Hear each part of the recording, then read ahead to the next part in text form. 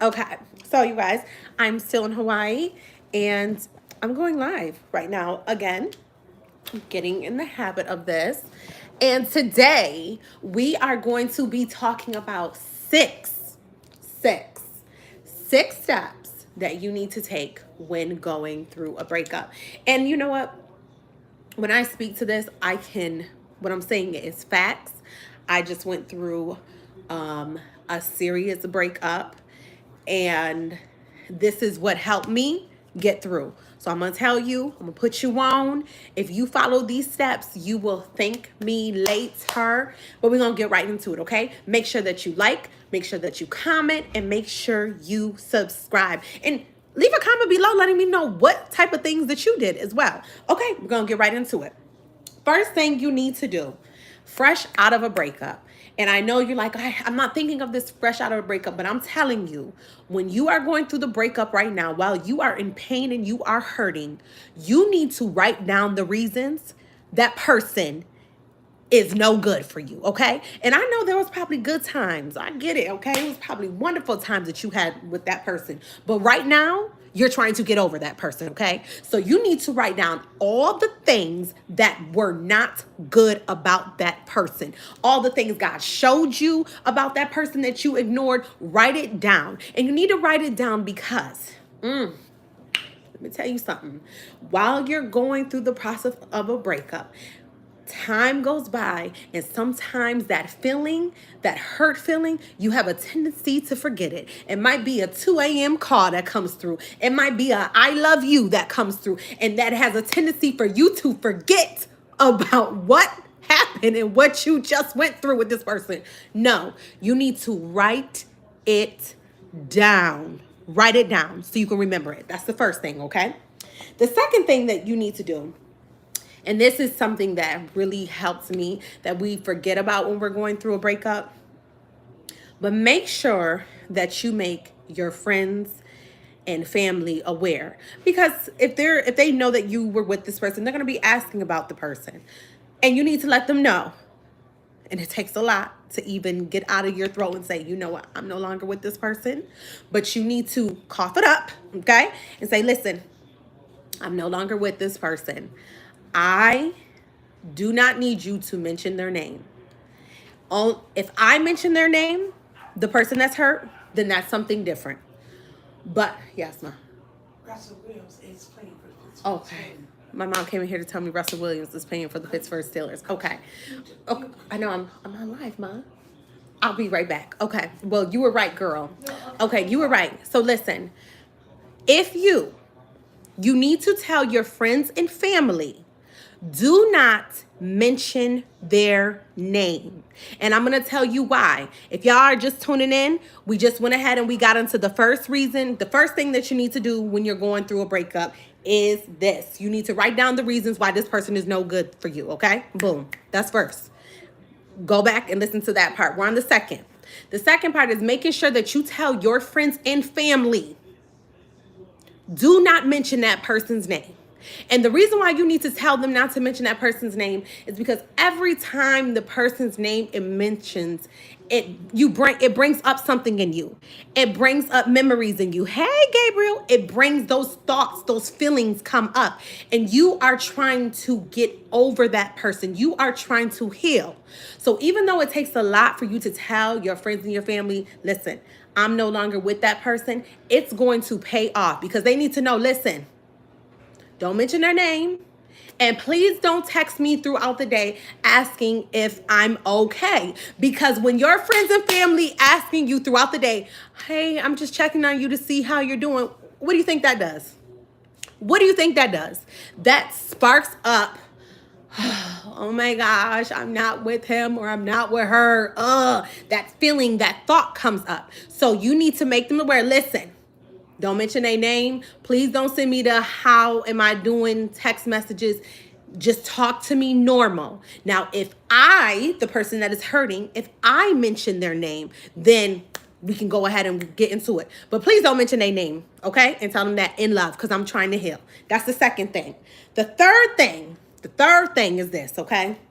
This might seem petty. This might seem childish, but it helps. You need to change that person's name in your phone to the reason why you can't stand them, okay? If it's the most harshest thing to remind you of why you no longer need to be with that woman or that man. If it's you broke down, no good bum, then you put his name in the contact as that. If you have a girl and you no longer with her, you put her in your phone as short ponytail having broke down, crusty toes, whatever. But that is her contact in your phone, because every time that phone rings, you need to look at that phone and see that contact and be like, disgust. There needs to be no all when, oh, if his or her number is in your phone as babe, you need to get rid of that ASAP, okay? Because it needs to be no all. You don't need to have none of those memories. He needs to be in your phone as no good, trifling, cheating, lying, low down, or the girl, whatever. Put them in your phone as that, okay? That's gonna help you. Now, the fourth thing is, y'all, this might seem weird, but I'm telling you, you're gonna thank me. The fourth thing is, now this is only for people that maybe have unresolved things with the person that they still have to get situated, which is causing them to still have to be in contact with that person, okay? So, every time the phone rings when you're going through a breakup, it's always that anticipation or anxiety that it might be your ex calling the phone. Am I right? Every time the phone rings, especially if it's not in front of you and you have to walk to the phone, you're walking to the phone like, oh gosh. And then when you look, you see who it is. What I suggest is you change their ringtone to a specific tone.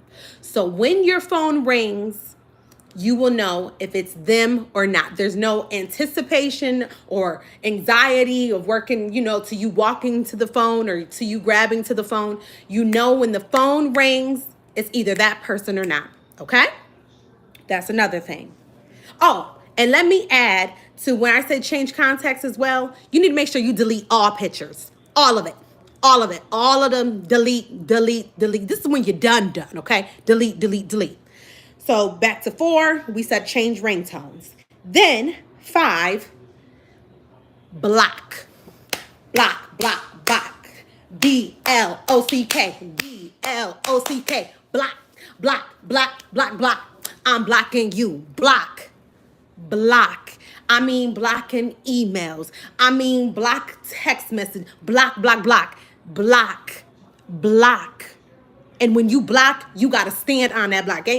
Because they're not going to really understand how serious you are or take you serious with you unblocking and unblocking it. No, you block. We Facebook blocking, we Instagram blocking, we're blocking because you don't need to see what they have going on and they don't need to see what you have going on at all. So you block them, even though Jesus. I know that the thoughts of, oh my goodness, I'm wondering, I'm telling you, with you not knowing what they have going on is going to help you heal quicker. Block them. And the 6th thing is, y'all gonna be mad at me. Not only no contact with them, but it sucks you have to bring the family into it because there's no contact with the family either. Family or friends that you met through him, you're going to have to fall back. And it doesn't mean that you have to hate them, but you are going to have to fall back until you get to a point that you're able to deal with them. Basically, because every time you speak to his friends that you maybe came close to because of him, it brings up something in you and you're trying to heal. So yes, you will have to fall back from his friends, his family, and it might be permanent, it might be temporary until you heal. But yes, that relationship will need to change. Okay? All right. I hope you guys have a blessed day. I hope y'all understood these 6 things. We're going to go through them real fast. The first thing, right now, why you can't stand them, right? Period. We're going to do that. Then you're going to tell all your friends and family, don't mention their name. Don't mention their name and don't text me about that person, okay? I don't want to hear it. Then third, you're going to change their contact, okay? You're going to change the contact, get rid of all them pictures, all the memories, because I don't want no memories of you, okay? It's over. It's done. Then, obviously, if you guys still have to be in contact because of the kids, or y'all still have things that y'all have to work out, finances, apartments, I don't know, lease or whatever, you want to make sure that you change your ringtone so every time the phone rings, you're not always anticipating that is that person. And fifth thing is you want to block on every platform, every email, every, I don't know, text message, phone, block. Sixth thing, fall back from family. You got to fall back from family and friends. You got to. If you're trying to move on and you trying to get over this thing, just like I said, it doesn't have to be permanent with his family and friends. But if you're trying to get over this thing, and if you really done, you gonna follow this and it's gonna work and it's gonna help you heal. You have a blessed day. Remember, God is always good. Bye. You have a blessed day. Have a blessed day, y'all. Bye. Oh, how do I do this? I can never figure out how to do this. How do I do this, y'all?